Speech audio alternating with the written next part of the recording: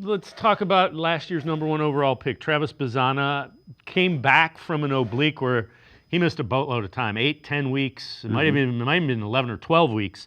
What when he's been healthy, he's played pretty well. What have you seen from Bazzana as a pro? So last time I saw him personally was in spring training, and it wasn't great.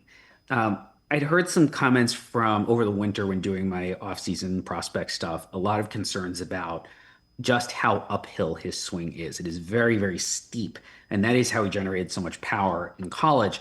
Is that going to translate with the wood bat, pro ballparks, different baseball, different pitching, obviously?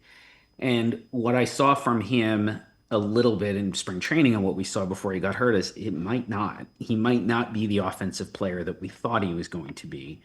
He's also not great at second base. There have been a lot of rumors about him, Cleveland wanting to move him eventually to the outfield. I think that's very premature. I also don't know for sure that Cleveland is actually thinking of that or if that's just people talking. But it's a question. Second base was always going to be a question for him. That's a lot of doubts, a lot of worries for a guy who went first overall. And now that he's back, and I'm going to see him this week, Backford is playing at Harrisburg, which isn't too far from me.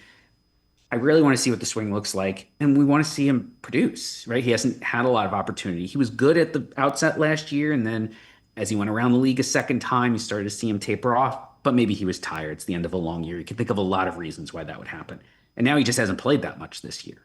So I wouldn't say there's pressure on him, but there are questions. And the best way for him to answer those questions is to go out and rake. Yeah, I mean, and Guardians fans do the simple math. Nick Kurtz, they just saw him this weekend kill the ball for the A's, taking a couple picks later. Jack Caglione is starting to hit for the Royals, taking a few picks later. So those things all factor in. Yes, there were questions at the time. Did the Guardians sacrifice ceiling? They didn't take Charlie Condon, who went third overall, had the best year of anyone in college baseball last year, and has hit pretty well in the minors. I think he's been better than Bazzana, but he's got some questions too, whether he's going to ever figure out how to lay off or hit a slider.